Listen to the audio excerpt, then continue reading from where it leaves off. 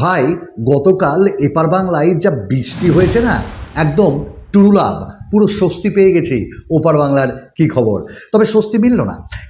কারণ এমন একটা স্মার্টফোন দেখলাম যা সব জায়গাতে লঞ্চ হচ্ছে, শুধুমাত্র দুপার বাংলা, দুই বাংলাতে লঞ্চ হয় না, ভারতে লঞ্চ হয় না, বাংলাদেশে লঞ্চ হয় না।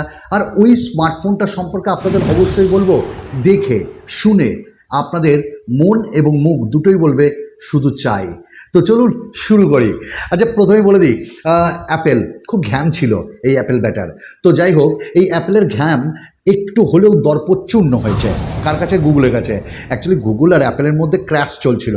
গুগল বলছিল আমাদের যে ব্রাউজার ক্রোম অ্যান্ড্রয়েডের প্রত্যেকটা স্মার্টফোনে আছে, আপনাদের স্মার্টফোনে আইফোনে নাই কেন? কারণ আপনাদের শুধু ওই সাফারি, তো ডিফল্ট ব্রাউজার হিসেবে ক্রোম থাকুক। কিন্তু অ্যাপেল বলছিল না, ওটা তো হবে না। যাই হোক, ঝামেলা এতটাই বেড়ে যাচ্ছিল যে গুগল আর অ্যাপেলের মধ্যে কনাস করে একটা সুন্দর চুক্তি হলো যে 20 মিলিয়ন পার ইয়ার ভাই গুগলকে দিতে হবে অ্যাপেলের পক্ষ থেকে। আর এবার থেকে আপনারা পেয়ে যাবেন কি সুন্দরভাবে গুগল ক্রোমের ডিফল্ট ব্রাউজার অ্যাপেলের আইফোনে। যাই হোক, এটা ভালো। আর সাফারি আপনারা ইউজ করতে চাইলে ইউজ করতেই পারেন।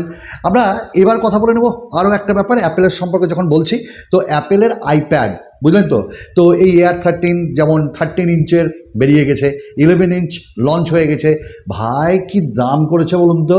1 লাখ উপরে, 56,000, 58,000 এইরকম সব দাম রেখেছে এই অ্যাপেল বাবা। যাই হোক, কেনার ক্ষমতা নাই গো। ওই 10 ইঞ্চের অ্যাপেল আইপ্যাড 10 9 জেনারেশন, এতেই আমরা খুশি। যাই হোক, খুশি একটু হলেও দিয়েছে গুগল। গুগল তার কাস্টমার্সদের বলেছে গুগল পিক্সেল 8 একদম হালকা করে সুন্দরভাবে তোমাদের সস্তায় দিয়ে দিলাম। হ্যাঁ, গুগল পিক্সেল 8 লঞ্চ হয়ে গেছে এবং যার দাম রাখা হয়েছে 52,999, 128 জিবি, আর 256 জিবির দাম 60,000। তবে বলা হচ্ছে অফারে নাকি এগুলো 40,000-এ পাওয়া যাবে। কীরকম করে? 4,000 টাকার SBI ডিসকাউন্ট, আর এক্সচেঞ্জে ভাই 9,000 টাকা মতন এক্সট্রা ডিসকাউন্ট। বাহ, কি খেলা! এবং এর উপরে আমরা এই স্মার্টফোনটাই পেয়ে যাচ্ছি 6.1 ইঞ্চেসের একটা OLED 120 হার্টসের ডিসপ্লে, আর টেন্সের G3 তো চিপসেট থাকছেই, 64 আর 13 ক্যামেরা, আর 13 মেগাপিক্সেলের ফ্রন্ট ক্যামেরা, 4492 mAh ব্যাটারি। আর এই যে স্মার্টফোনটা, এই স্মার্টফোনটা আমরা 14 মে থেকে প্রি বুক করতে পারবো। কারা পিক্সেল সিরিজ ব্যবহার করেন অবশ্যই বলবেন আমায়। আচ্ছা, এবার কথা বলে নেবো শাওমির একটা দুর্ধর্ষ স্মার্টফোন সম্পর্কে। শাওমি CV4 Pro, জানেন তো এটা সব জায়গাতে লঞ্চ হয়ে গেছে, কিন্তু ইন্ডিয়াতে লঞ্চ হয়নি। না, আমি ওই স্মার্টফোনটার কথা বলছি না। যদিও এই স্মার্টফোনটা আমাদের ইন্ডিয়াতে এবং ওপার বাংলাতে লঞ্চ হবে একটা অন্য নামে, Xiaomi 14AC। থাকবে কি দেখুন, এখানে 3D কার্ভ ডিসপ্লে থাকবে 120 হার্টসের refresh rate, in display fingerprint scanner, এবং এই স্মার্টফোনটায় আমরা 5,000 mAh ব্যাটারি পাবো, 67 ওয়াটের ফাস্ট চার্জার পাবো, এবং 50 মেগাপিক্সেলের ক্যামেরা পাবো। তাছাড়াও অনেক কিছু থাকবে।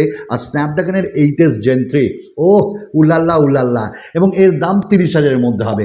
এইটা বেস্ট লেগেছে এবং এই স্মার্টফোনটা কাঁপাবে, এটা 100%। দেখতেও ভালো লাগছে। আর তারই পিছু পা ধরে চলে আসছে পোকো তাদের F6 নিয়ে। ওখানেও তো আমরা দারুণ প্রসেসর এবং দারুণ gaming smartphone Snapdragon 8S Gen 3 দিয়ে। কি রেডি তো এই স্মার্টফোনগুলোর জন্য? এটার দাম আবার 25,000-এর মধ্যে পাওয়া যাবে। দেখা যাক কেমন খেলা করে পোকো আর Xiaomi। আমরা নেক্সট কথা বলে নেব রিয়েলমির একটি গেমিং স্মার্টফোন সম্পর্কে, Realme GT6, এবং এটা লঞ্চ করবে খুব তাড়াতাড়ি এবং এই মাসেই এটা লঞ্চ হচ্ছে। 6.78 ইঞ্চেসের একটা 1.5K 120 হার্টসের অ্যামোলেড ডিসপ্লে। ভাই স্ন্যাপড্রাগনের 8S Gen 3 থাকবে, 5,500 mAh ব্যাটারি, 120 ওয়াটের ফাস্ট চার্জার, আর 50 মেগাপিক্সেল প্লাস 8 আর 32 মেগাপিক্সেলের ফ্রন্ট ক্যামেরা, IP65 এইটাই আমরা পেয়ে যাব। এবং এই স্মার্টফোনটারও দাম বেশ কম থাকবে, ওই ধরে রাখুন 35,000-এর নিচে, অফার টফার দিয়ে। তো ভালো, মে মাসটা পক করে ছুটতে লাগছে। আমরা এবার কথা বলে নেব মোটোর একটি স্মার্টফোন সম্পর্কে, মোটো H50 সিরিজের আরও একটি স্মার্টফোন ফিউশন, এবং এইটি লঞ্চ হচ্ছে 16 মে। এখানটায় আমরা 6.7 ইঞ্চেসের কার্ভড POLED ডিসপ্লে পাবো, অবভিয়াসলি 144 হার্টস থাকবে। এখানটায় স্ন্যাপড্রাগনের 7S Gen 2 আর LPDDR4X UFS 2.2, আবার স্টোরেজ টাইপ জানি না এর উপরে এরা কেন উঠছে না। এবং এই স্মার্টফোনটায় 50 মেগাপিক্সেলের ওআইএস, 13 মেগাপিক্সেলের আল্ট্রা ওয়াইড, 32 মেগাপিক্সেলের ফ্রন্ট, 5000 এমএইচের ব্যাটারি, 68 ওয়াটের ফাস্ট চার্জার আমরা এই স্মার্টফোনটায় পাবো। এবং ইন ডিসপ্লে ফিঙ্গারপ্রিন্ট স্ক্যানারও আমরা এই স্মার্টফোনটাই পেয়ে যাব। এবং এটারও দাম 25,000-এর কাছাকাছি তারা রাখবে বলে মনে হচ্ছে, বা তার কমে। 16 মের জন্য ওয়েট করবো।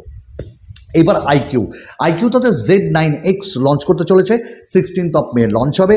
থাকবে 6.72 ইঞ্চেসের 120 হার্টসের ডিসপ্লে, আর এখানটায় স্ন্যাপড্রাগনের 6 Gen 1, 52-এর ক্যামেরা, 8 মেগাপিক্সেলের ফ্রন্ট, 6000 এমএইচের ব্যাটারি, 44 ওয়াটের ফাস্ট চার্জিং। আর ভাই এই স্মার্টফোনটা অ্যান্ড্রয়েড 14-এ রান করতে চলেছে এবং এইটা একদমই সস্তায় লঞ্চ হচ্ছে, একটু ওয়েট করে যান। আমরা এবার নেক্সট কথা বলে নেব একদম নট C4 লাইটকে নিয়ে। এবং এই যে Nord C4 lite from OnePlus, এটাও লঞ্চ হতে চলেছে খুব তাড়াতাড়ি। 6.67 ইঞ্চেসের অ্যামোলেড ডিসপ্লে, 120 হার্টসের রিফ্রেশ রেট, স্ন্যাপড্রাগনের 6 Gen 1 এবং 52 ক্যামেরা আর 5000 এমএইচের ব্যাটারি, ইন ডিসপ্লে ফিঙ্গারপ্রিন্ট স্ক্যানারও থাকবে। এবং এইটার দাম 20,000-এর নিচে বস, এটা ভাবা যায়। এবং আমার তো খুব ভালো লেগেছে। যদি ভালো লাগে কোথাও ভিডিও একটা লাইক করে দিও, আর হালকা করে পরিবারের সদস্য হয়েও আর কমেন্টস করো। এইবার আমরা যে স্মার্টফোনটার কথা বলবো সেটা বলছিলাম যে সব জায়গাতে লঞ্চ হয়, শুধু ইন্ডিয়াতে এবং বাংলাদেশে লঞ্চ হয় না। এবং এই স্মার্টফোনটা হলো উল্লে ফোন। এবং এই স্মার্টফোনটার স্পেসিফিকেশন দেখে বস আপনি কেঁপে যাবেন, কেননা এই স্মার্টফোনটাই আমরা যেমন প্রথমেই 121 ডিবির স্পিকার পাবো, মিডিয়াটেক ডাইমেনসিটি 8020 এই চিপসেটটা পাবো, 120 ওয়াটের ফাস্ট চার্জিং, ভাই ভাবা যায় 15,600 এমএইচের ব্যাটারি, এটাও পাবো। 6.78 ইঞ্চেসের 120 হার্টসের ডিসপ্লে, 200 মেগাপিক্সেলের মেইন ক্যামেরা, 50 মেগাপিক্সেলের ক্যামেরা, আল্ট্রা ওয়াইড 8 মেগাপিক্সেলের টেলিফোটো, আর 60 মেগাপিক্সেলের আমরা থার্মাল ক্যামেরাও পাবো। ভাই সব মিলে একটা মানে দারুণ ফোন না? তো এইগুলো কেন লঞ্চ হয় না আমি জানি না, এবং বেশ সস্তায় এই স্মার্টফোনটা লঞ্চ হবে। তো চলুন ভাই, আজকে এইটুকুন ছিল। আরও নেক্সট ভিডিওতে আপনাদের সঙ্গে দেখা হবে খুব সুন্দর ভিডিওর সাথে। শুধু সাথে থাকুন এবং আমার পাশে থাকুন। ধন্যবাদ।